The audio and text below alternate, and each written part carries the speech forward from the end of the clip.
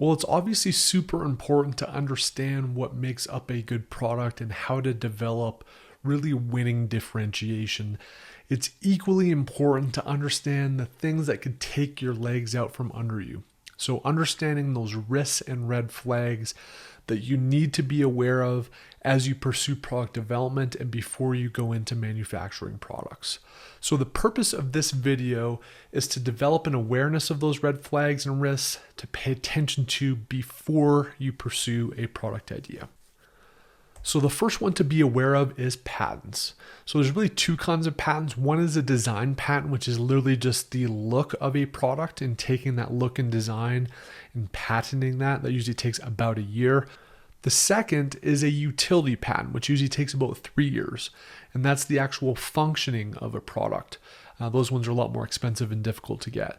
But in terms of Amazon, what can really screw you over is if somebody's got a design patent. They basically submit a ticket against your listing. Somebody in seller support, usually overseas, will take a quick look at it, probably less than a minute or two. And if it looks anywhere similar, they'll basically kill your listing and they'll suppress it. Had this happen to a friend of mine that was making an apron.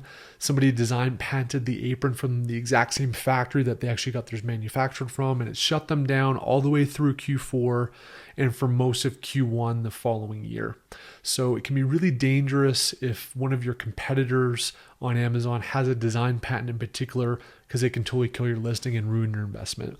So to check this, what you generally want to do, the easiest way to do this without bringing in attorneys is literally just to take the actual brand name of some of those key competitors or those alpha ASINs in the space that could really get you, or even the entity, the underlying entity. If you just click on the actual seller name and who's selling the product, you can usually see who the legal entity is. Type that into Google and then go plus patents, and you can see what patents they've either filed for or may have. Most websites will also house any patents that they have in kind of the footer. Now, if you're doing a substantial investment where it's like a significant amount of your net worth and you're worried that it's a potentially unique product that might have somebody out there that has a patent on it, it may be worth spending $500 to $1,000 and actually hiring an attorney to conduct a formal search. There's less expensive ones that can do it on Fiverr if you want to save a little bit of money. But generally speaking, an IP attorney can conduct those searches with kind of a legal background and doing it the right way. But you definitely want to kind of validate, especially before any substantial investments made, if any competitors in the space have a patent. The next one is going to be a high demand, low review product. And this is really typically going to be restricted products that Amazon hasn't quite caught up to yet. So I noticed this when I actually first got into Amazon, things like pest control devices that plugged in, things like spy cameras. Those things that you look and they're doing like 50 grand a month and they have like 12 reviews, you're like, holy crap, this could be a winner here. Oftentimes that's a signal that Amazon just hasn't quite buried those listings yet, and they soon will be. So you go ahead and you think it's this awesome product, you go to a factory, you spend $15,000, you ship it over, it goes live and you sell really well for 2 weeks, and then all of a sudden Amazon picks up a keyword in your listing and or you get reported, and then your listing gets killed, and then all that investment's done. So you definitely want to make sure that it's not a restricted product that you're actually selling, because Amazon does have those, and certain keywords especially will kill your listing if you're selling them on Amazon. The next one's going to be a high liability or high regulation product. There's actually some benefit to these, frankly, if you know what you're doing, because it is risky and few people want to kind of take on that risk, so it's less competition. But it can be super dangerous if you're not at least aware of what that will require. And if you're really not experienced in that area, it can be a dangerous category to get into. So some of these categories require specific testing that can be super expensive. Things like dangerous goods.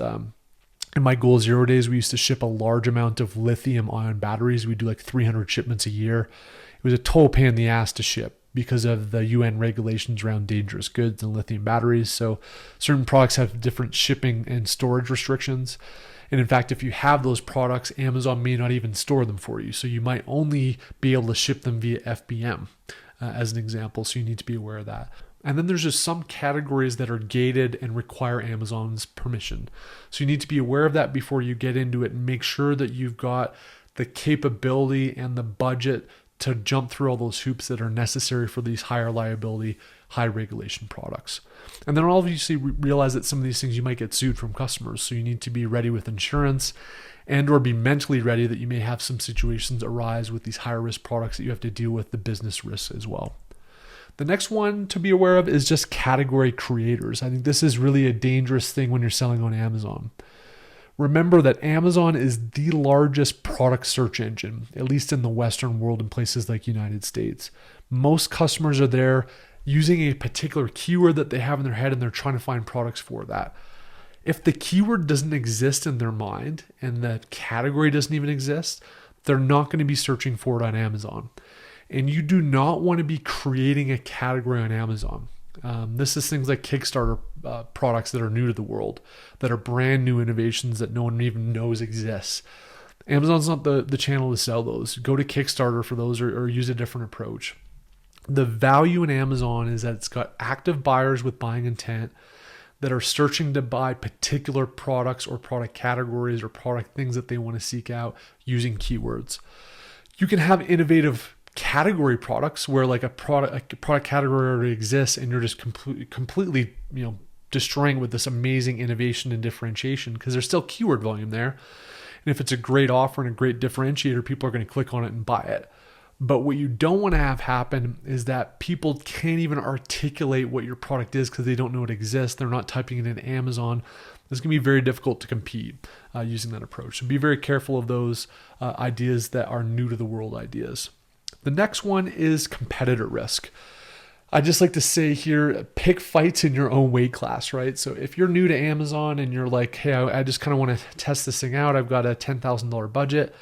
You do not want to be going into supplements and beauty because it's a total knife fight and you've got to be ready to kind of take those punches and understand the competitiveness that resides within those categories. Similarly, if there's like big brands dominating the space and you don't really have a lot of experience or comfort level taking on big brands or higher ticket items, just be aware of your blind spots, be aware of your capabilities. You need to assess where you're good and where your shortcomings are and make sure that you position yourself so that you're picking fights that you can actually win.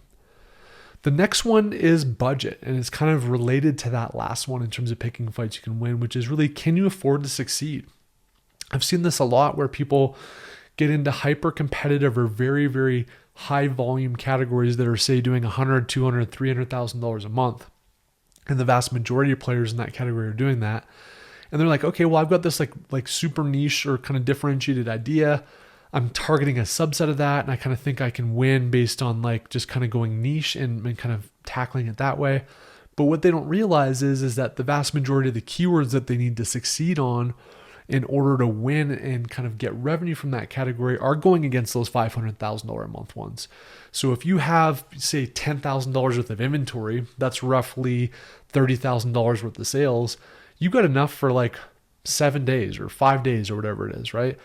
And then you've got to stock out and then you'll be out for 2 months. So like if you don't have enough budget and inventory to hit the revenue rates necessary to compete in those categories, and you don't have the budget for that, you frankly should not be selling that kind of a product. So be hyper aware of the budget required for that particular product that you're going after. And again, we've got a budget calculator that we're going to go over in the next section so you can have a really clean idea on how to assess this. Then the next one is a moat.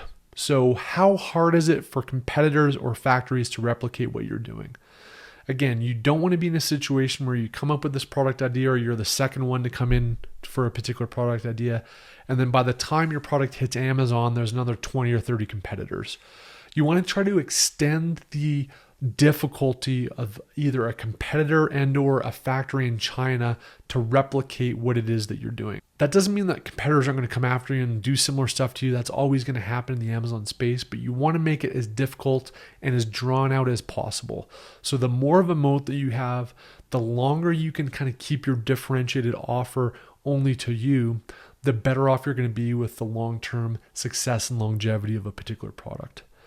And then the final one is just fads, right? So you want to avoid those short-term steep demand spikes that tend to happen with certain things, especially in pop culture.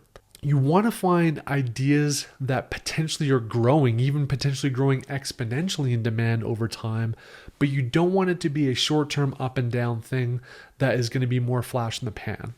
One of the litmus tests that I like to think about to kind of check against fads is just to ask yourself this 5-year test, which is, will this product be around in 5 years?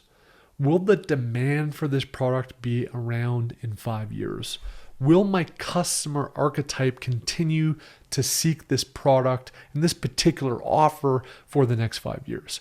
The answer to that's no, or I'm not sure, or it's hard to say.